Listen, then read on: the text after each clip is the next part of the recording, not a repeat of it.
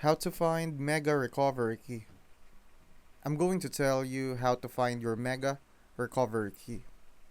When you create a Mega account, your recovery key is generated automatically and shown only once during sign up.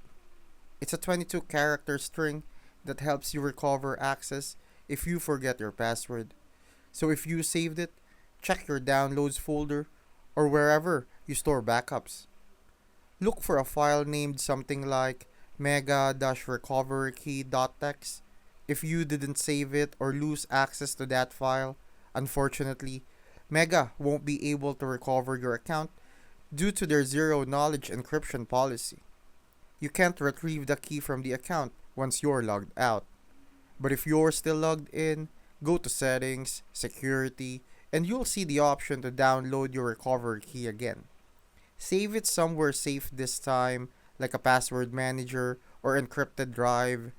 If you've already lost access and don't have the key, your only option is to create a new Mega account.